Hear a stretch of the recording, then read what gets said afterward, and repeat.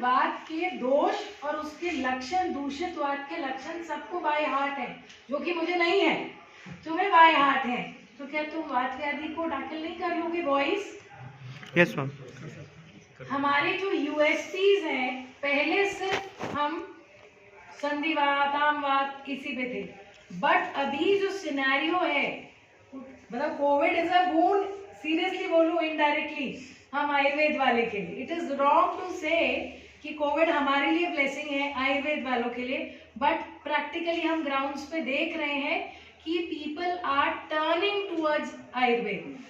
अभी जिनसे मैं बात कर रही थी, she is gynaecologist, husband is radiologist, वो मेरे क्लिनिक में अक्षी तर्पण कराने आ रही है। कहती है अगर मैं किसी आंख वाले के पास जाऊंगी तो चश्मा पहना देगा और बोलेगा एजिंग है, और उनको वो है पॉलीआर्थराइटिस, RA नेगेटिव है, सीरो नेगेटिव है सब, बट पतंजलि रह के आई 15 दिन, तो शी फेल्ट बेटर, बट अब प्रैक्टिस छोड़ के जाना इज नॉट इजी, तो वो आयुर्वेद में ट्रीटमेंट ले रही है कि ये लोग तो पेन किलर खिला देंगे, तू ठीक कर देगी, ऐसा बोलती है। तो अच्छा लगता है कि नहीं? तो ये वाले सारे अश्योरेंस में अब हम लोग तो बहुत ले चुके, अब तुम लोगों की बारी है ना। हम सिर्फ अपने मैसेजेस तुमको ट्रांसफर करना चाह रहे हैं कि तुमको तुमको तुमको जिस टॉपिक में इंटरेस्ट है उसको इतना डीप पढ़ लो कि XYZ कोई भी पेशेंट आए तुम ट्रीट कर सको। बस that is the aim of any good doctor. मान ले मुझे जैसे गायनी में इंटरेस्ट था, बाकी तो सब जुड़ते गए, तो गायनी का मॉडर्न आयुर्वेद पूरा एस्पेक्ट इतना डिटेल पढ़ लो कि फिर तुमको गूगल सर्च ना करना पड़े, या रिपोर्ट नहीं समझ में आ रही तो किसी से पूछना पड़े, देन दैट इज रॉन्ग। और जब वो आता होगा तो प्रैक्टिस करना इजी है कि नहीं है? इट इज इजी बेटा, है ना। हम संधिवात, आमवात, वातरत सब अपने हिसाब से ट्रीट करेंगे। मैं नहीं कह रही एलोपैथी बिल्कुल करें, बट आपको उसकी पैथोलॉजी, कैसे वो बॉडी में घुसा और उसके क्या कॉम्प्लिकेशंस, इवन रिमोट तक कि 10 में से किसी एक को शायद ये मिले, वो भी आपको पता होना चाहिए, तब आप ट्रीट कर लोगे एंड करोगे आयुर्वेद से, विच इज 100% क्योर। ये है, मिलता है। अगर हम बोलते हैं आमवात में हमें ट्रीटमेंट नहीं मिलता, मतलब रिजल्ट नहीं मिलता, तो इवन मॉडर्न में नहीं है। कहाँ है? पूरे टाइम ओमनाकॉटल ऐड करते हैं, HCQ ऐड करते हैं, मीथोट्रिक्सेट ऐड करते हैं, बट फाइनली मेरी ही फ्रेंड है जो न्यूक्लियर मेडिसिन पे आ गई। Nuclear medicine is chemotherapy, 1 in 15 days। तो what is she saying so easily? यार प्रीति, इसका तो यही है ना कि एंड होता है, कैंसर का भी यही है, कीमो होता है और end point is no result, death. तो why we Ayurvedic people are so, मतलब हमको अपने पे कॉन्फिडेंस क्यों नहीं है बेटा? क्यों नहीं है बताओ? क्योंकि हम अपने आप को अंदर से कॉन्फिडेंट खुद नहीं बना रहे। सबसे पहले जो मेन रीजन है ना, हम बोलते हैं कि आयुर्वेद जड़ से चिकित्सा करता है, तो जड़ से अपने दिमाग से इंफीरियोरिटी को निकाल बाहर फेंक। You are not first, second, third की रेस में नहीं दौड़ना है, हमें अपनी पैथी की जो वर्थ है उसको प्रूव करना है, बस। जब आयुर्वेद नहीं था तो क्या बच्चे नहीं होते थे? सॉरी, जब मॉडर्न नहीं था तो बच्चे नहीं होते थे? होते थे ना। तो कैसे होते थे? आयुर्वेद ही करता होगा ना। अब लाइफस्टाइल डिसऑर्डर्स हैं तो तभी भी कुछ ना कुछ तो मालनरिश्ड या कुछ मदर्स होती होंगी। 12 बच्चे अगर किसी मदर के हो रहे हैं तो वो तो बिल्कुल जीरो हो जाती होगी, बट स्टिल उसके 13th बच्चा होता था ना। तो इट इज जस्ट टू से कि हम नहीं कर सकते। एक तो ये थॉट प्लीज निकालो। आप डॉक्टर लगाओ, वैद्य लगाओ, मुझे उससे कोई प्रॉब्लम नहीं है, बट प्लीज वो कॉन्फिडेंस लाओ, वो बेचारा वाला फेस बनाना आप बंद करो। Otherwise I am not going to come to your lectures अगली बार। सीरियसली, ये धमकी है ना। मतलब तुम अपने रोल मॉडल्स को देखो, दे आर ना डूइंग समथिंग। देन मैं प्रशांत के लिए बोलूं तो मैंने ऐसे अपने कॉलेज में बात की, तो मुझे बहुत अच्छा लगा सुन के कि इतने हाई प्रोफाइल लोगों को रखेंगे तो कुछ इंस्पेक्शन में प्रॉब्लम तो नहीं आएगी। हाई प्रोफाइल क्या है? फैकल्टी है वो, it is not high profile, he has proved his worth, है ना। आयुर्वेद वाला होके ऐसा थोड़ी है कि वो हाई प्रोफाइल नहीं हो सकता, वो ऐसा डुप्पू राय बस टीचर की तरह बैठा है। It is his knowledge, his circle, his awareness which has made him high profile. So why not you people? ठीक है, तो 2-3 थंब रूल्स किसी भी चीज को प्रैक्टिस करने के लिए बेटा बना लो. इट कैन बी स्किन का बहुत है आजकल, बिकॉज अगेन मैं वही बोलूंगी लाइफस्टाइल डिसऑर्डर्स में ये पिगमेंटेशन और ये सब बहुत आ रहा है. तो आपको जिसमें इंटरेस्ट है उसमें डूब जाओ और हर हर्ब को. अब रिसर्च वाली बात बोली, फैक्ट है कि हमारे पास रिसर्च नहीं.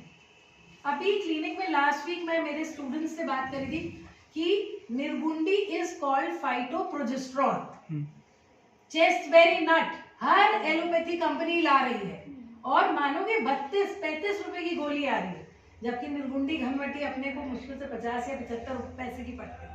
बट हमारे पास रिसर्च नहीं है कि क्या मैं एक प्रेग्नेंट लेडी को वो दे सकती हूँ. तो अगर नस्या नहीं करता है तो प्लीज मतलब ट्राई करो. मैंने तो अपने क्लिनिक में क्या सोचा है, I can not give it to a pregnant lady directly, तो मैं किसी नॉर्मल नॉन प्रेग्नेंट लेडी को दूं, 3-4 ऐसा ग्रुप बना लूं एंड उनको फ्री ऑफ कॉस्ट उनके टेस्ट कराऊं, जस्ट टू सी कि प्रोजेस्टेरॉन लेवल बढ़ रहा है ना. क्योंकि अगर हमारे पास जैसा फाइटोएस्ट्रोजन, शतावरी, मेथी, ये सब फाइटोएस्ट्रोजन है, ऐसा फाइटोप्रोजेस्टेरॉन आ जाए तो तेल का, we don't want anything else. फिर जो मजबूरी में अभी हम प्रोजेस्टेरॉन लिख रहे हैं वो हमको लिखने की जरूरत नहीं. But where do we lack in research.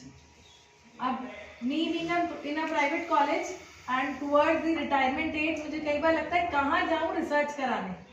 मैं इसीलिए बोल रही हूँ कि if we can, yes I sponsor the blood test every month, but कहीं हम वो कर सके कि nirgundi is safe in pregnancy and it is phytoestrogen. ये तो गूगल कहता है, पर हमको ऑन ग्राउंड नहीं पता, इसीलिए हम डरते हैं, है ना.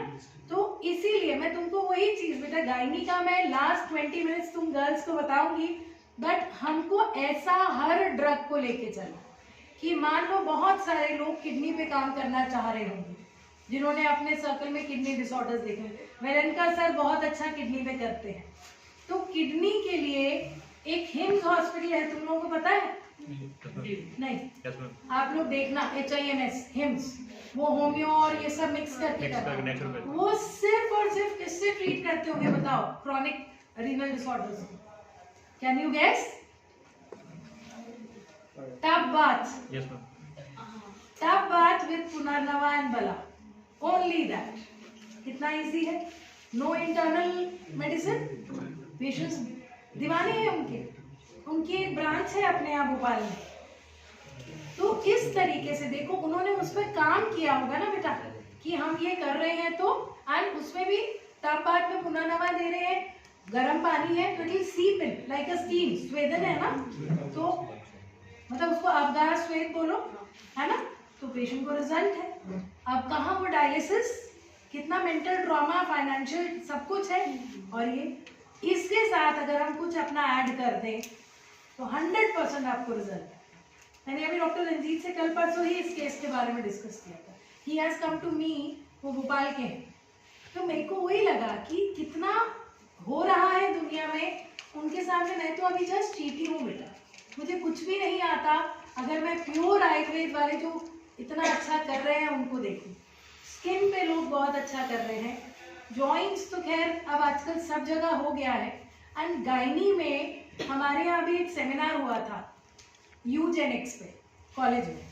तो यूजेनिक्स में we had called doctor Kamini Diman from अय्या, doctor Surekha from Poddar, doctor Umang Pandya from Jamnagar. Umang Pandya sir retire हो गए. एंड एक हमने इंटेंशनली एलोपैथी डॉक्टर रखी थी, गायनेकोलॉजिस्ट, जिससे हमारे बच्चों को समझ में आए we are all on the same platform. वही थॉट है हमारा, बस it is only the medicine difference कि वो हम अपनी हर्बल मेडिसिन देते हैं और वो हार्मोन्स और ये यूज कर रहे हैं. बट फाइनली घूम फिर के जब आए तो देखा कि यूजेनिक्स तो बहुत पहले से आयुर्वेद में था, जिसको गर्भ संस्कार और ये सारे नाम दिए. ये आइडिया हम लोग को आया था मेहता सर के प्रोग्राम में, जब विश्वास सारंग जी ने कहा था कि हर अस्पताल में गर्भ संस्कार का वो करें, तो हमने यूजेनिक्स टॉपिक सोचा. तो उसमें यही चीज है बेटा कि हम जो भी दवाई दें शिद्दत से दें, विश्वास से दें, पर हमको उसके सारे फीचर्स पता हो कि अगर पेशेंट का फेस पे स्वेलिंग आ रही है, एपिगैस्ट्रिक पेन है, क्योंकि इतना डिटेल क्लिनिकल सिम्टम्स का हमने संहिताओं में गायनी वाला पार्ट नहीं पढ़ा है। तो एपिगैस्ट्रिक पेन है, पीडल एडीमा है, लोअर एब्डोमेन में एडीमा है, पेशेंट कभी कभी बोलती है मेरी रोशनी चली जाती है, दिस इज प्री-एक्लेम्शिया। पर ये पढ़ा नहीं होगा तो हम सिर्फ बीपी नापेंगे और फीटल हार्ट देखेंगे और खत्म। और ऐसे में जब पेशेंट एक्सपायर होगी तो क्या होगा, एक आयुर्वेद वाले को दिखा रहे थे इसीलिए ऐसा हो। तो that is what I just want to say, academically पहला अपने पैथी पे विश्वास लाओ, दूसरा अपने में कॉन्फिडेंस लाओ, वही 2 आंख 1 नाक 2 कान हमारे पास भी है, then why we are inferior. और तीसरा बेटा सबसे इंपॉर्टेंट चीज देखो, जो दिखता है वो बिकता है। You go to a cafe which is beautifully decorated, you don't go to a dhaba जो कहीं कोने में छोटा सा है। तो प्लीज अपना प्रेजेंटेशन बहुत कॉन्फिडेंट और अच्छा करो, है ना। एक डॉक्टर का ऑरा कैसा होता है, फेस पे कॉन्फिडेंस दिखे, है ना। मैं मेरी क्लास में एक वर्ड बोलती हूँ कि लंबे नेल्स ना हो, उन पे नेल पॉलिशेस ना लगी हो, हम छम्मक छल्लू बन के कॉलेज में ना आए, हमें डॉक्टर बनना है। मेरा पहला क्लास यही होता है कि मैं बॉयज एंड गर्ल्स को चेक करती हूँ, your appearance should be like a doctor. और जिस दिन वो अपीयरेंस डॉक्टर का होगा ना, अपने आप शीशे में अपने आप को देख के बोलोगे नहीं मेरे में कोई डिफरेंस आ गया, है ना। पहले हम जैसे थे, अब हम वैसे नहीं है। तो ये 4-5 चीजें तो आपने अपनी दिखा दी। अब आपके अंदर की असलियत, दैट इज योर नॉलेज। वो बेचारा पेशेंट तब तक नहीं समझ पाता जब तक पर्चा नहीं बनता। तो वो नॉलेज आपके अंदर होनी चाहिए। डे 1 से पढ़ाई को एंजॉय करते हुए पढ़ो, प्लीज उसको बोझ लेके मत पढ़ो। अब मुझे लगता है कि आई विश मैंने फर्स्ट ईयर रिपीट कर लूं कहीं से, क्योंकि वो जो बेसिक्स पदार्थ के, संहिता के और वातपित्त कफ के थे वो हमने बहुत सरसरी पढ़े थे। But now you can't go back 25 years. तो अब कैसा होता है, चलते फिरते कभी भी मोबाइल में बात के क्या है वो देख लेते। बट तुम लोगों के पास अभी भी अपॉर्चुनिटी है बेटा, क्योंकि जब तुम ये पढ़ लोगे ना तो तुम डिसाइड कर पाओगे कि इसको क्या ट्रीटमेंट देना है। अब मैं 4 जो बिल्कुल प्रॉब्लम्स बड़े बड़े हैं फीमेल्स में वो तुमको बता रही हूँ, तो उसका लाइन ऑफ ट्रीटमेंट कैसे बनता है। आजकल लाइफस्टाइल डिसऑर्डर हर कोई सुन रहा है ना, दिनचर्या। अब उसको आयुर्वेद पे आ जाओ, इंग्लिश में तो लाइफस्टाइल डिसऑर्डर सुन लिया। अब हमारी दिनचर्या, ऋतुचर्या जो है या जीवन शैली जो है वो पूरी गड़बड़ है। हमारी में हम भी शामिल है, आप भी शामिल है। We don't get up at 4 o'clock. We sleep around 12:31. जब तक हम इसको छान नहीं लेते, सबका स्टेटस नहीं देख लेते, उनको रिप्लाई नहीं दे लेते, हमारा डिनर डाइजेस्ट नहीं होता, है ना। ठीक है, अब उतना पीछे शायद हम नहीं जा पाए, पर अक्षय कुमार का एग्जाम्पल दिया तो लगा ना कि 9 बजे सो जाता है। एक्चुअली सोता ही होगा, बिकॉज उसका इतना सारा पब्लिसिटी है 9 बजे का, no drink no smoke no ये। तो एटलीस्ट हम जो 10 to 4 का डिटॉक्सिफिकेशन टाइम है हमारी बॉडी का, उसको हम थोड़ा सा अपने स्लीप में ऐड कर ले। ये नहीं कि 2:30-3 बजे सो रहे हैं और सुबह 11-12 बजे उठ रहे हैं। ये 95% बच्चों का रूटीन है कि नहीं? yes, है। Then how do you expect कि इस रूटीन में तुमको हार्मोन इम्बैलेंस नहीं होगा कि नहीं? चलो लड़कियों की हार्मोन की बात कर रही हूँ, तो लड़के जब सुबह उठते हैं सिर में भारीपन, पेट में भारीपन, कभी कभी जलन, मुंह कड़वा, ऐसा होता है। इनडाइजेशन होता है जब आप खूब देर तक जगते हो और सुबह उठ जाते हो, होता है। इनडाइजेशन आयुर्वेद में क्या है, कौन सा दोष?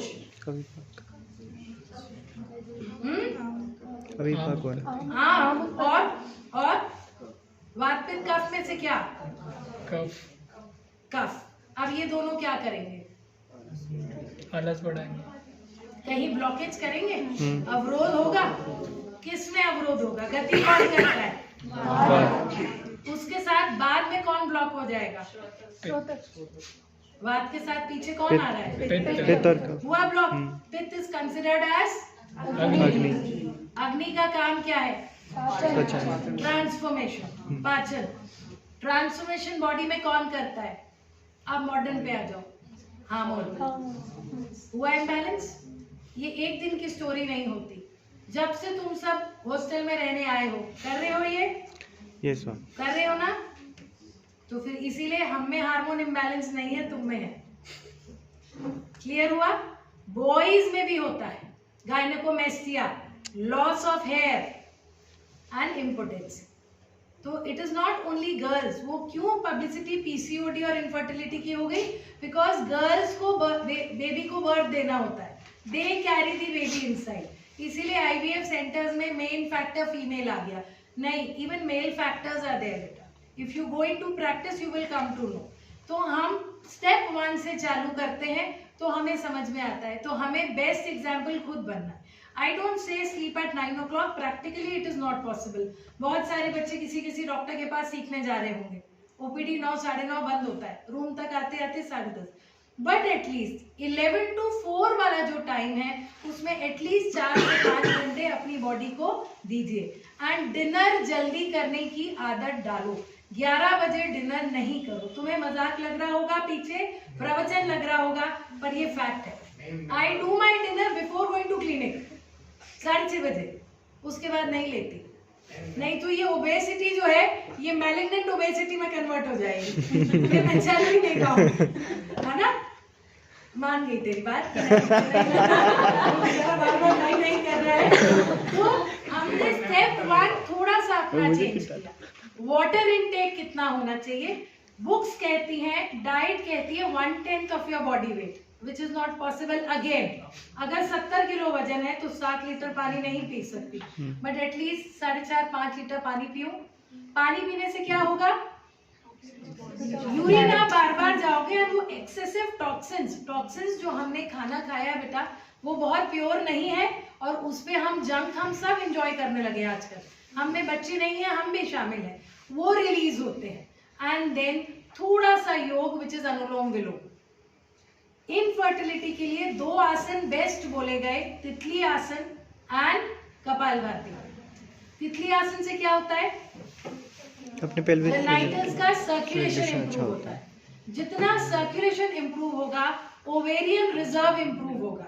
Ovarian reserve and endometrial lining, ये दोनों जब इंप्रूव होंगे तो पीरियड्स का प्रॉब्लम एंड इनफर्टिलिटी दोनों का इंसिडेंस कम हो जाता है। एंड कपालभाति क्या करता है? यू शुड नो, हर चीज के बारे में पता होना चाहिए बेटा। कपालभाति क्या करता है? श्वसन। तुम लोग तो अभी श्वसन पढ़ रहे हो बेटा, हमको तो सालों हो गए पढ़े। श्वसन तो है ही, सांस तो ले ही रहे। और क्या करता है? प्राणवायु। ये मुझे थ्योरी नहीं चाहिए, मैं क्वेश्चन पेपर नहीं लेके आई हूँ यहाँ। प्रैक्टिकली आप अपने पेशेंट को प्राण बोलोगे, वो बाय बाय करके चला जाएगा। Tell her the value of kapalbhati. अभी मैं ओवेरियन ड्रिलिंग बोलूं, बताओ क्या करती है ओवेरियन ड्रिलिंग?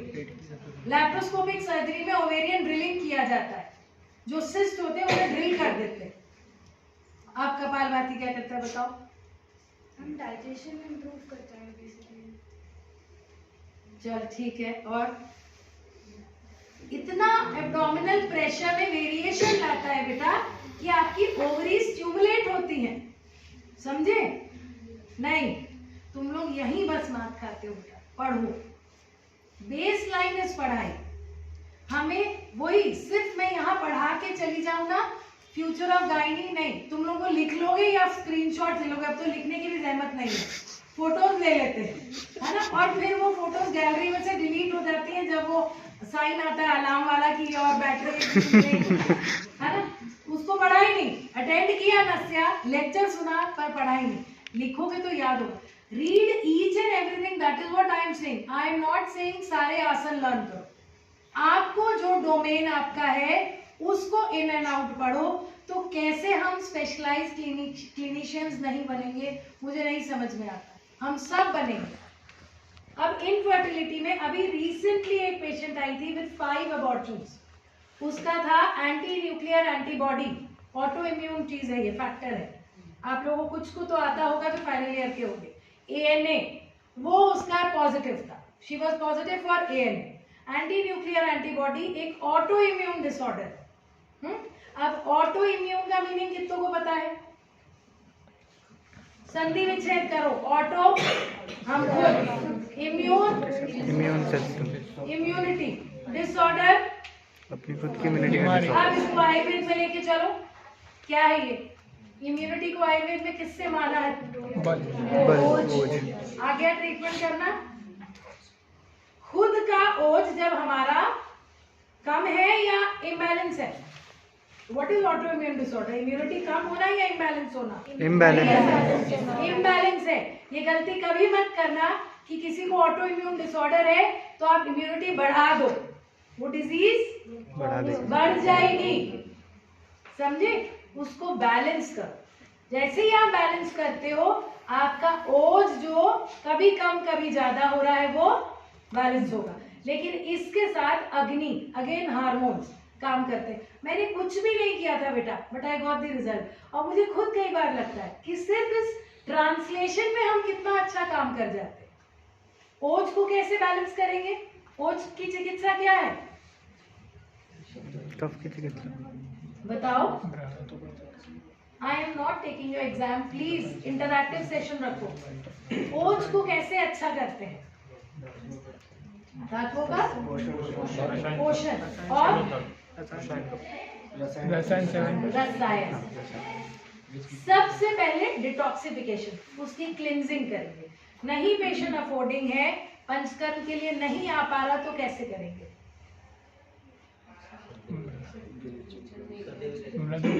विरेचन बेस्ट ट्रीटमेंट होता है। इसके अलावा थोड़ा सा दीपन पाचन, है ना, क्योंकि जो भी दे वो उसकी बॉडी में डाइजेस्ट हो, अब्सॉर्ब हो, एसिमिलेट हो। ये हमारा थॉट होना चाहिए, है ना।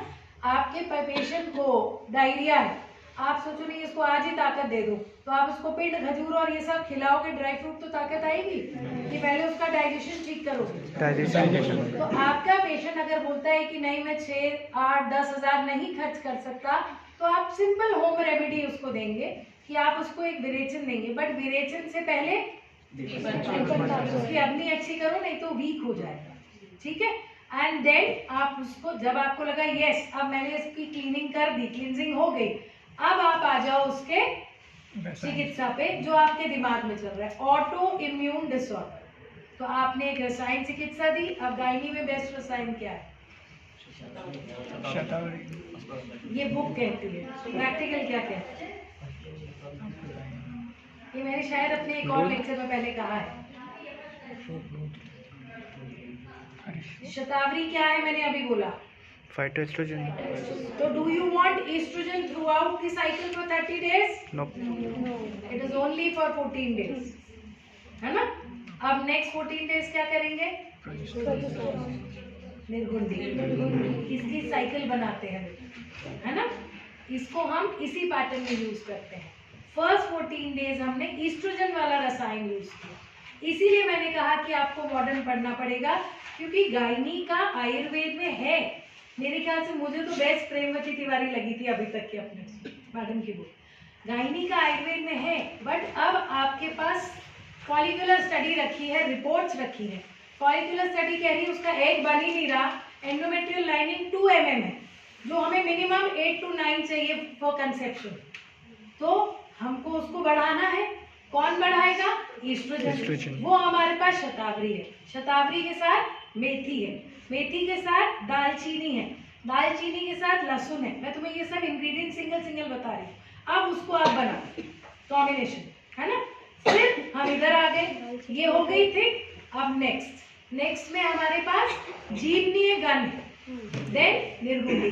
तो ये पैटर्न जब आप 2 महीने 3 महीने किसी को देते हो, आप अपने आप उसके सोनोग्राफीज करा के देखना बेटा। आपको लगता है yes she is perfect, now she can go for conception. एक तो इस चीज से नहीं डरना कि पहले ही महीने रिजल्ट दे दो, नहीं तो पेशेंट भाग जाएगी। मैंने वही कहा, वो कॉन्फिडेंस रखना कि, और उल्टा जैसे बाकी डॉक्टर्स करते हैं आप भी करो। ओहो आपने इतना ऊटपटांग खा लिया है, जैसा होता है ना, आप किसी आयुर्वेदिक डॉक्टर के पास गए थे तो ये टॉक्सिसिटी हो गई। तो इवन वी हैव कि आपको टॉक्सिसिटी हो गई, 52 इंजेक्शन आईवीएफ में लगाए एक आईवीएफ साइकिल में, तो आपकी बॉडी का तो सब गड़बड़ हो गया। तो पहले 2 महीने करेक्शन चाहिए, then we can go for the pregnancy plan. समझे? तो इस तरीके से तुमको प्लान करना है पेशेंट। ऐसे नहीं कि बस आया और आज ही ओव्यूलेशन, आज ही विरेचन, आज ही शतावरी, जीरो, कोई भी रिजल्ट नहीं आया। एंड सबसे ऊपर क्या आएगा,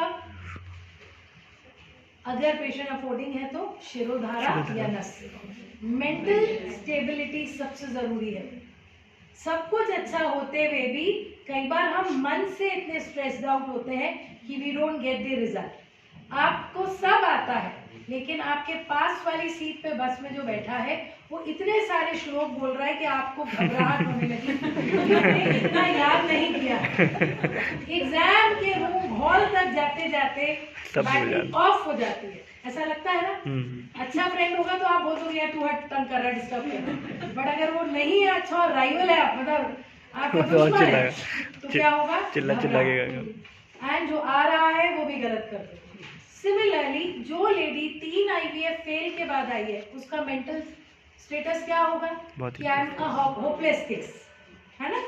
फिर तो उसमें हम पहले उसको रिलैक्सेशन मोड पे लेके जाते हैं। उसके लिए अब तुम लोग नेचुरली ड्रग्स सुनना चाहोगे इस एज में, तगर इज द बेस्ट। जटामांसी, तगर, ये बेस्ट है। आप इनका यूज रेगुलरली फॉर 2-3 मंथ्स करो। पेशेंट जब यहाँ से बैलेंस होगी तो अपने आप उसका कौन सा एक्सेस अच्छा हो जाएगा, HPO। Same scenario is with males. एक मेल देखो, दिस इज नॉट कि I say it's a man's word, but biologically, mentally males are always superior then females. हम भले ही लाखों कमा लें, but we have to accept the fact कि भगवान ने इनको कुछ एक अलग स्टेबिलिटी से बनाया। कि कोई बच्चा गिर गया या किसी को छुआ, हू करके लेडी ही रोती है, आदमी नहीं रोता। अभी नहीं रोया, अंदर गिराओगे तो वो बैलेंस करना जानता है, यानी दे आर स्टेबल लॉजिकली। तो बट जब आईवीएफ फेल ड्यू टू टेराटोजूस्पर्मिया हो रहा है या ओलिगोस्पर्मिया हो रहा है, अंदर से ही इज टोटली शेकन। तो आपको यही डी स्ट्रेस वाला ट्रीटमेंट मेल पार्टनर को भी देना है, यही विरेचन शुद्धि उनकी भी करनी है। एंड देन हमारे जो ड्रग ऑफ चॉइस है, मैंने खुद बिलीव नहीं किया था। मेरे कानपुर के पेशेंट है, एक्चुअली किसी के थ्रू आए थे, उनको मैंने कुछ भी नहीं, सिर्फ कपी कच्चू मेन कंटेंट अपना है ना, बट तगर मेरी फेवरेट है, तो 2 गोली तगर की रोज रात को। हिमालय बना रही है, SDM बना रहा है, बहुत सारी और 2-3 फार्मास्यूटिकल्स है, तो वो दी, कपी कच्चू दिया, अश्वगंधा दिया, एंड एक चीज और दी। क्या दिया? नहीं, अभी इसने बोला था, धातु का पोषण आखिरी धातु है ना। दूध, शिलाजीत इज अ स्टिमुलेंट, पोषण नहीं कर रहे। मिल्क, दूध। अब तो गूगल कहता है dairy product should not be given to mails.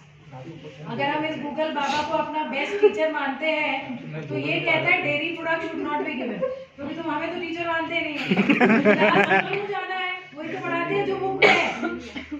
Actually बच्चे यही कर रहे हैं आजकल। ये गूगल बाबा क्या कह रहे हैं, डेयरी प्रोडक्ट नहीं देने, जबकि आयुर्वेद ने क्या कहा है, दूध, दूध के बने पदार्थ, है ना, इक्षुरस, उड़द की दाल, ये सब बोला है ना।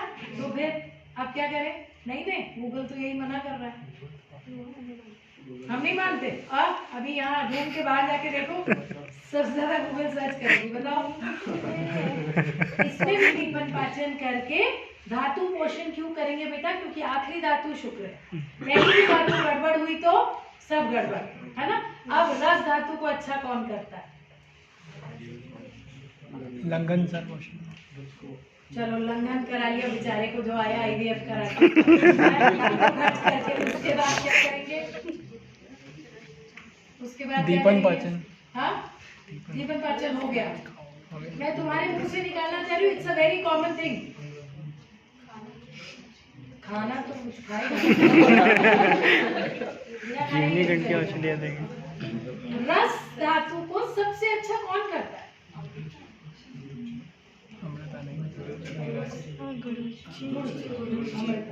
है ना।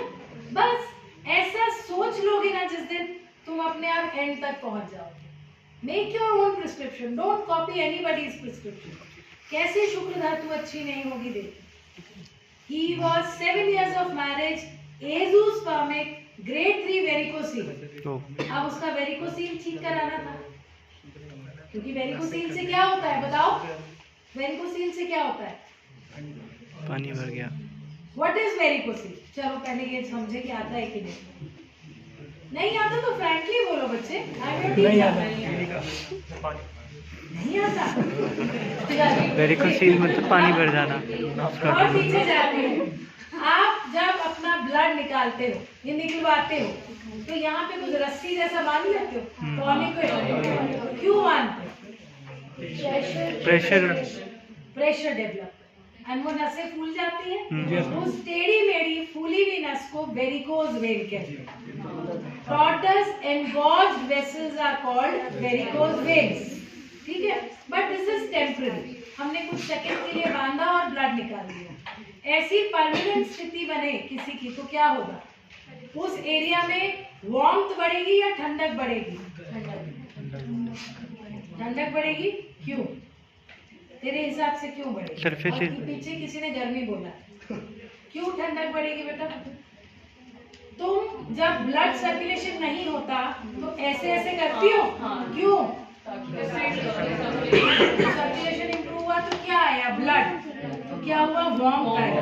अब जहाँ ब्लड कलेक्टेड है तो क्या होगा? वार्म किया। इट इज वार्म बच्चे। आदमी का शरीर ठंडा पड़ गया मतलब उसका ब्लड सर्कुलेशन गया। बट अगर कहीं पूल ऑफ ब्लड है, कंजेशन ऑफ ब्लड है, वहां वार्मथ होगी। एंड टेस्टिस में वार्मथ होगी तो क्या होगा?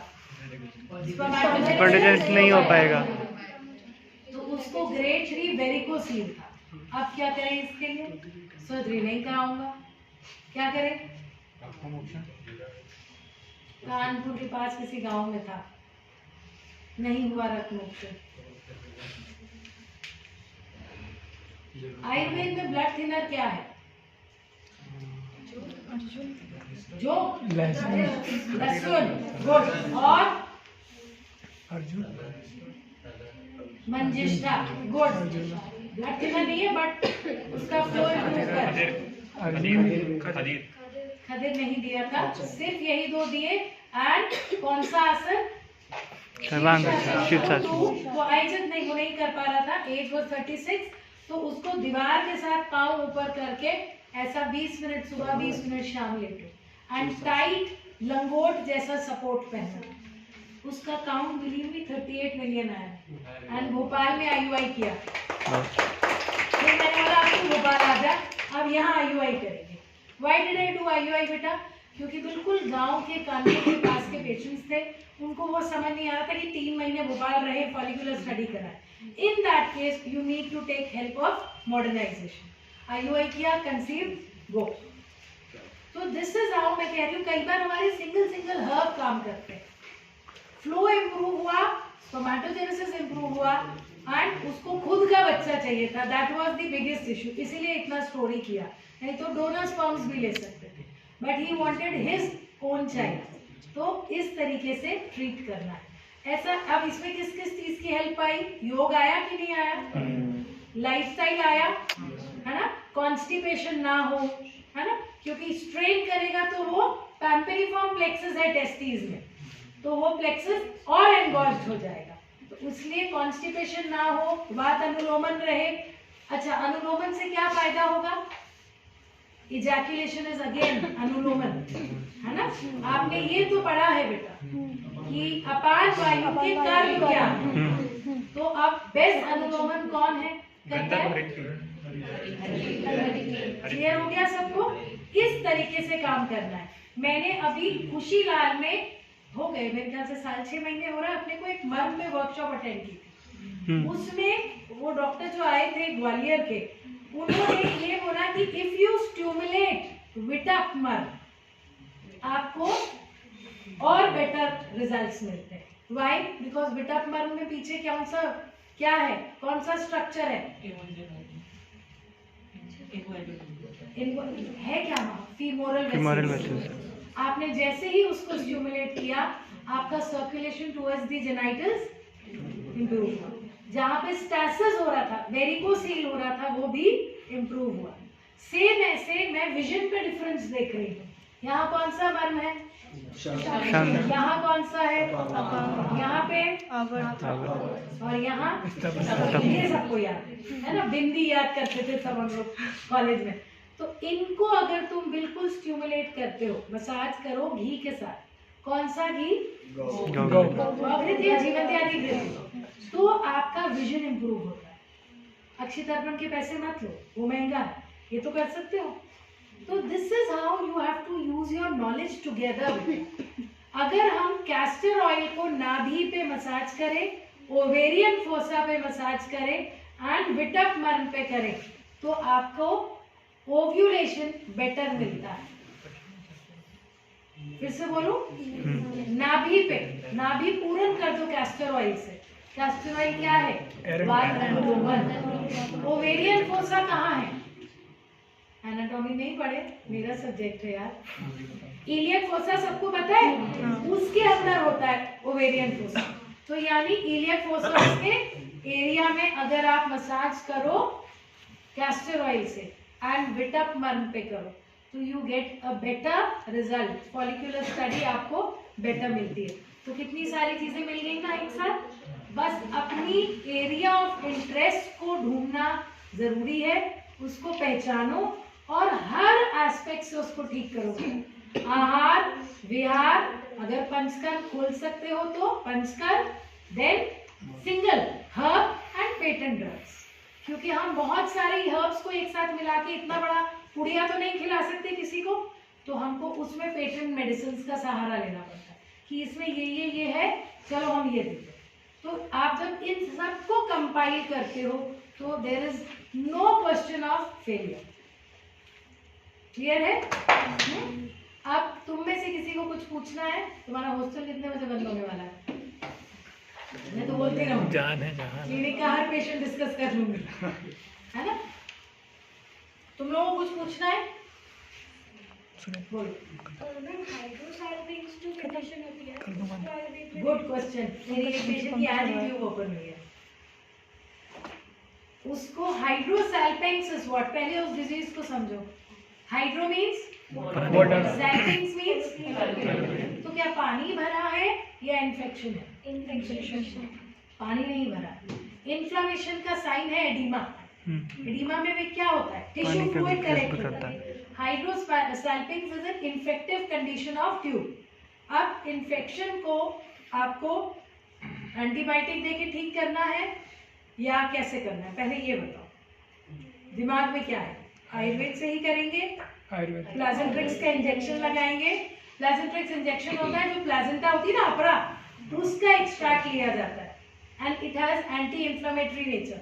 वो injections alternate day 15 injections 20 injections लगाओ, ठीक हो जाता है। Doxycycline is the drug of choice for genitourinary system today also. 200 mg BD for 21 days। This is the easy way out. अब आयुर्वेद पे आ जाए, क्योंकि 100% रिजल्ट प्लाजेंट्रिक्स में भी नहीं है, डॉक्सी में भी नहीं है, बट वी आर ब्लेस्ड कि हम इसके साथ वो ऐड कर दें तो हमको 100% रिजल्ट मिलेगा। अब क्या है मतलब अपने में एंटी इंफ्लेमेटरी क्या है?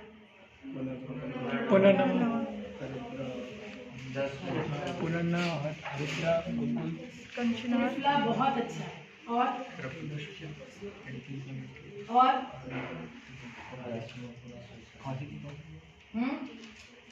इन्फेक्शन के लिए जेनाइट में हिंट दे रही हो, जेनाइटिस के इन्फेक्शन के लिए तुम लोग काय चिकित्सा कौन कौन पढ़ चुके हो?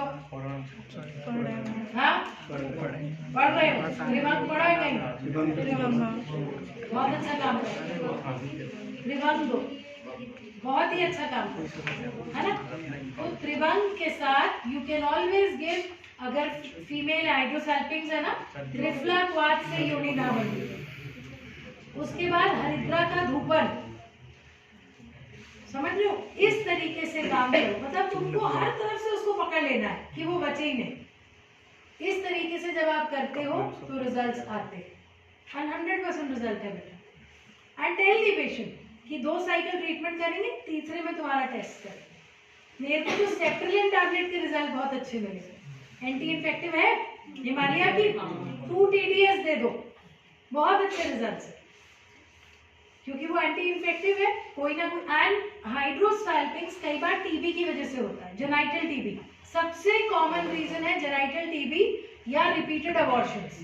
तो अगर आप थ्रोट मतलब रेस्पिरेटरी को सोचो तो भी सेप्टिलिन ड्रग ऑफ चॉइस है पेटेंट में, और उसके कॉम्पोजिशन पे जाओ तो वो है ही। तो आप 2 TDS वो दो, त्रिवंग टैबलेट दो, त्रिफलाक्वाथ से योनि धावन करो, और हरिद्रा से धूपन, बिल्कुल आता है रिजल्ट। इस तरीके से आपको कॉन्फिडेंस बढ़ता है कि यस ये भी मेरे से ठीक हो गई। और किसी को पूछना है? मैम अवगा स्विच जो इसमें करते हैं तो वो कैसे काम करते हैं? बेटा देख, अवगा ऑफ कोर्स डूश क्या होता है, आप वो किंगल्स एक्सरसाइज पता है ना, ऐसा टाइप करना छोड़ना, तो दैट विल गो इनसाइड। जो आपका अवगाह में जो काढ़ा है वो अंदर जाता है, बाहर आता है। बट देख, फिर मैं वही बोल रही हूँ बेटा, कॉस्ट इफेक्टिव ट्रीटमेंट करोगे तो प्रैक्टिस चलेगी। बहुत एलीट प्रैक्टिस कब करेंगे? जब हम उस लेवल पे आ जाए कि यस अभी कैसा होता है, तुम लोगों को कुछ खरीदना है तो डीबी मॉल जाने से पहले बाहर घूमते हो पहले, क्योंकि डीबी में वही चीज थोड़ी कॉस्टली है, होता है ना। वही कॉफी का वो सीसीडी और इन सब में 500 की होगी, आप बाहर 20 रुपए में कॉफी पी लेते। तो इनिशियल जो स्टार्टर्स हो, जो अपना क्लिनिक डाल रहे हो, अगर बहुत एक्सपेंसिव करोगे तो पेशेंट थोड़ा कतराएगा। आप इनिशियली उसको 50 ml की सिरिंज या 20 ml की सिरिंज से खुद करो and just take 100 rupees for योनि धावन, क्योंकि तेरा लगा कितना, 10 रुपए, तुमने 90 रुपीज कमा लिए, है ना। इस तरीके से पेशेंट का और अपना सोसाइटी में कॉन्फिडेंस डेवलप करो कि yes she is doing this, then gradually come to 500, फिर तुम अवगाह करो। खुशीलाल का कौन कौन है यहाँ? पहले खुशीलाल ने पूरा भोपाल एंड पेरिफेरी पे अपनी छाप बना ली है, अब उनका जो सुपर स्पेशलिटी उनकी रेट लिस्ट देखो, हम सबसे ज्यादा क्यों नाउ आप दिलो दिमाग पे छा गए हो सबके। अब वो 1200 क्या 2000 भी देने को तैयार है रेंट लेकर। तो दिस इज व्हाट आई से, एकदम से सोने का अंडा मत लो, पहले धीरे चलो, इनिशियल 2-3 इयर्स अपना नाम बना लो, देन पीक पकड़ो। अवगाह के लिए आपको टब चाहिए, पेशेंट को अपने पास रखना पड़ेगा, फ्री में तो नहीं करोगी, चार्ज लोगी, और उतना सारा काढ़ा बनाओगी कि वो उसमें बैठ जाए। इससे अच्छा यहाँ 1 लीटर काढ़ा बनाया, 20 ml की सिरिंज से योनि धावन किया, उल्टा उसको लेकर डॉक्टर ने खुद किया, समझे। अब नेक्स्ट, और किसी को कुछ पूछना है? नहीं, तुम्ही को पूछना है, पूछो। मैम जो गायनेकोमेस्टिया का बात कर रहे थे, तो अगर उसमें हार्मोनल ऐसे नॉर्मल आता है अगर किसी का, तो फिर क्या रीजंस हो सकते हैं? मेल को गायनेकोमेस्टिया, देख बेटा, हार्मोन एक वो चीज है जो एक दिन में नहीं बढ़ती। मीनार्की आने के लिए 1.5 से 2 साल लगते हैं। फिनार्की, एड्रेनार्की, मीनार्की पढ़े होगे गायनी, ऐसा लगता है क्लासेस लेने लग जाऊंगी। आई रियली फील सॉरी बच्चे, ये तुम लोग क्यों हो ऐसे? ऐसे में हम टीचर्स को बहुत बुरा लगता है। यही बस आयुर्वेद यही पीछे, क्यों नहीं पढ़ते? पहली लाइन है ये, थिलार्की, एड्रेनार्की, मीनार्की। थिलार्की इज व्हाट, फिर पता ही नहीं होगा, development of breast. Adrenarche is hair growth, pubic and axillary, and then you get the first menses, that is menarche. ये 1.5 से 2 साल का एक पूरा टेन्योर होता है, ग्रेजुअल चेंजेस होते हैं। ऐसे ही मीनोपॉजल चेंजेस होते हैं, है ना, vasomotor changes, hot flashes, night sweats करते करते करते जाके फाइनली 2 से 3 साल में आप आ जाते हो उस स्टेज पे कि मीनोपॉज हो गया। तो जो तुम कह रही हो बेटा, गायनेकोमेस्टिया मेल में ऐसा नहीं है कि सीधा पीसीओएस का ब्लड प्रोफाइल कराओ, very rarely it comes out to be deranged, वो रेंज में ही रहता है जब तक वो ओवरी तक है, पीसीओडी है। वो उस स्थिति को जिस दिन पार कर जाता है फिर वो सिंड्रोम में कन्वर्ट होता है, तो आपको ब्लड रिपोर्ट्स अब नॉर्मल मिलती है।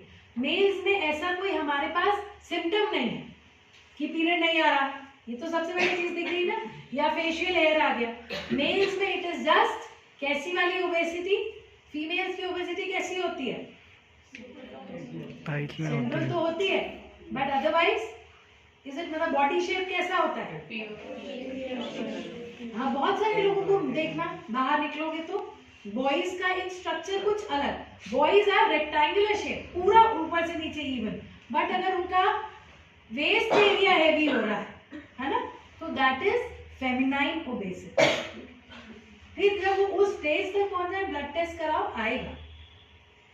इट इज नॉट कि पहले दिन से तूने ब्लड टेस्ट किया और वैल्यूज चेंज आ गई, ऐसा नहीं हो। ऐसा तो टाइफाइड जैसी बीमारी में नहीं है। 7 डेज वेट करने बोलते हैं, फिर विडाल टेस्ट करते हैं। कोविड में भी कितनी बार हुआ कि कोविड नेगेटिव आया, वो जब उस लेवल पे पहुंच गया तो पॉजिटिव आया, है ना। और सिर्फ ब्रेस्ट एनलार्जमेंट दिख रहा है, मतलब प्रोमिनेंट दिख रहा है, लेकिन उसकी हार्मोनल ऐसे फिर भी नॉर्मल। तो वो बच्चा लीन है कि हेल्दी है? लीन है, बहुत लीन है। हाँ। बाकी कुछ और फैक्टर्स? बाकी और तुम थोड़ी हिस्ट्री टेकिंग करना। कितनी एज है? 22 है। 22? तो थोड़ा सा फिर हिस्ट्री टेकिंग लो कि उसको बाकी इश्यूज तो नहीं, we can discuss outside the class, है ना। और बताओ, गायनी सबको फैसिनेट करता है बेटा, but it is not copy cat race, है ना। I am not from gynae, basically मैं तो एनाटॉमी की टीचर हूँ, बट मुझे जब मैं आना पढ़ती थी या पढ़ाने लगी फिर, तो मुझे लगता था कि नहीं, ये चीज़ ऐसी है कि बाय डिफॉल्ट लड़कियां आएंगी एक लेडी डॉक्टर के पास, तो इसी को स्ट्रॉन्ग क्यों ना कर लिया जाए। तो उसमें तुम लोग सब जो आज सुनने आए हो, मैं बार बार वही बोलूँगी, आज ही अगर टाइम है हमारे बात मानने का, तो प्लीज़ जेनाइटल्स को पहले अच्छे से पढ़ो, एनाटॉमी पे चलो पहले। एक एक चीज अभी मैं पूछूंगी, किसी को नहीं आता होगा what is the function of oestrogen, progesterone, HCG, inhibin, relaxin, नहीं आता होगा क्योंकि जब वेरिकोसील नहीं आ रहा। सिमिलरली बॉयज, एंड्रोजन और टेस्टोस्टेरोन का क्या फंक्शन है? बॉयज में फीमेल हार्मोन्स होते हैं कि नहीं होते? कितने परसेंट? कौन सिक्रीट करता है? ओवरीज तो है नहीं, फिर कौन सिक्रीट कर रहा है? Kidneys, adrenal gland. एड्रिनल के 3 सर्कल है, सेक्स हार्मोन है बीच में, गोनेडोट्रोपिन, तो सेक्स हार्मोन सिक्रीट कर रहा है। इसीलिए तो बॉयज में जो विनम्रता होती है वो फीमेल हार्मोन की वजह से है, नहीं तो पूरे जंगली हो जाए।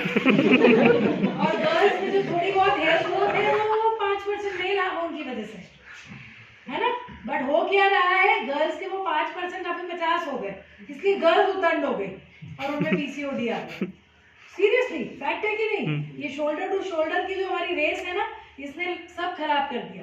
तो पहले इसको पढ़ो बेटा तुम, फिर इसमें फिजियोलॉजी पढ़ो, क्योंकि तुम सब मॉडर्न से आयुर्वेद में जाने में बिलीव करते हो, तुम लोग आयुर्वेद से मॉडर्न में नहीं आना चाह रहे। इसको जब अच्छे से पढ़ लो तो धीरे से अपने आयुर्वेद पे जाओ। अब आयुर्वेद में योनि व्यापक जो बीज दिए हैं ना, सारा गायनी उसमें छुपा है, सारा गायनी। मोटे मोटे दत्ता और शॉ के बुक्स हैं, it is all in those 20 diseases, believe me और नॉट, इट इज देयर।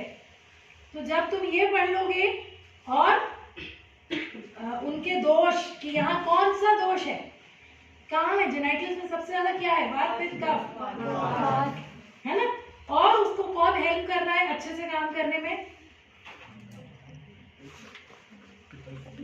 किसने अगली वाले लेक्चर में बोला था, ये बच्चे नहीं थे शायद, ये जो सिक्रीशन है ये क्या है?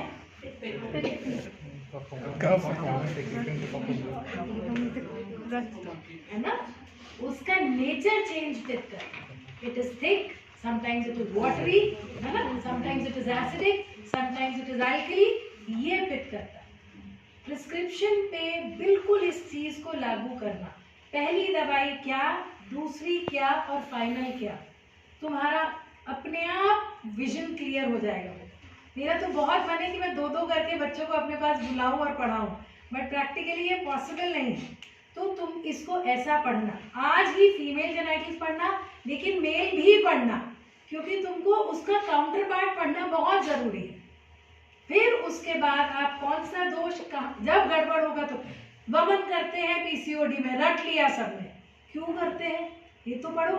और किस वाली पीसीओडी पेशेंट में वमन करते हैं, ओबेस या non obese? Obese. Non obese में क्या करेंगे? शोधन ओ शमन करेंगे। शमन विरेचन, वो चिड़चिड़ी गुस्से वाली हो गई होगी, है ना? मॉडर्न साइंस ने क्या मेडिसिन निकाली है उस पे? ओबेस पीसीओडी, उसमें मायोआइसोटोल और ये सब नहीं, मेटफॉर्मिन के साथ। नॉन ओबेस में मेटफॉर्मिन हटा दिया। What is metformin? Anti diabetic drug, है ना? आप जब डायबिटिक ड्रग लेते हो तो क्या होता है? ग्लूकोज अपटेक होगा, आप थोड़े दुबले हो जाओगे। अब ये क्या हुआ? Metabolism correction. इसको हम कैसे कर सकते हैं? बेस्ट मेटाबॉलिज्म करेक्शन किसको कौन करता है? तुमने पढ़ा है त्रिकटू, देखे देखो किसी को, खाने से पहले दोनों टाइम मेटाबॉलिज्म करेक्शन होता है।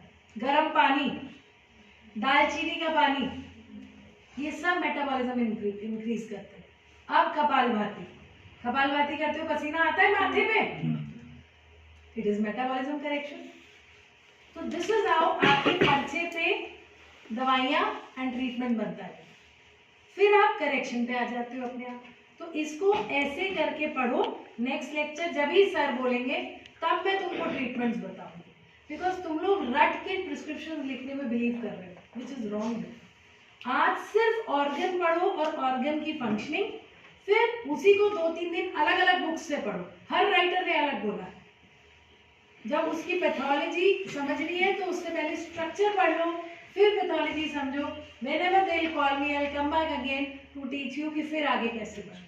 मुझे तो अच्छा लगता है आयुर्वेद को पढ़ाना। फिर हम आयुर्वेद से पहले पढ़ेंगे, फिर मॉडर्न से पढ़ेंगे। डिलीवरीज में आप देखो, जंगल में डिलीवरी हो जाती है नॉर्मल, और हॉस्पिटल्स में नहीं होती। रीजन कभी सोचा? हम लोग बेड से बंध जाते हैं ड्रिप के साथ। आप जितना मूव करोगे हटा दो। ग्रेविटी के साथ, इंटरनल रोटेशन एक्सटर्नल रोटेशन सब होगा। तुम अपने शैम्पू को कैसे निकालते हो? जब शैम्पू आखिरी बचा होता है तो क्या करते हो? बॉटल को घुमा पानी डाल दो, पानी भर के निकाल लो, क्वांटिटी बढ़ा मैं भी पानी भर के निकालूंगा। उल्टे से क्या हुआ? पूरा पूरा ग्रेविटी के साथ ट्रिकल हो गया। Your baby Gravity is use coming करने with के what बाद is फिर- presentation? Patient लेट गई, कैसे बाहर आएगा? बेरिंग डाउन एफर्ट पे जितनी ताकत किसी लड़की में है ही नहीं। माइंडसेट क्या है? जल्दी से फ्री हो जाऊं, पानी डालूं, शैम्पू निकालूं। आप जब खड़े होके वॉक करोगे ड्यूरिंग पेन, क्योंकि gravity, bearing down effort and आप होल्ड करती हो जब पेन आता है, तो आपकी बॉडी का एफर्ट, वो बेबी का रोटेशन, जो इंटरनल रोटेशन नहीं हो रहा था, वो रिटर्न होके डिसेंड हो जाएगा। और जब वो डिसेंड होगा तो सर्विक्स अपने आप डायलेट हो जाएगा। तो ये छोटी छोटी चीजें हैं। इससे पहले हम क्या करें? अपने हर पेशेंट को बोलो, जहां उसका 8 मंथ 10 डेज कंप्लीट यानी 36 वीक्स पहुंच रहा है, दशमूल तेल का योनि में, दशमूल क्या है? बेस्ट बात बस पेन का करके देखो। ये क्यों डिलीवरी का ये लोग कैस्टर ऑयल देते हैं, है ना, बट वो लास्ट में देते हैं। तो ऐसे छोटा छोटा छोटा बेटा, जब आप अपनी नॉलेज को कंपाइल करोगे, यू विल फील कि यू तो नो एवरीथिंग। ऐसा क्या है जो तुम्हें नहीं आता? क्लियर? चलो, हॉस्टल बंद हो जाएगा, यही बैठे रहोगे। Thank you.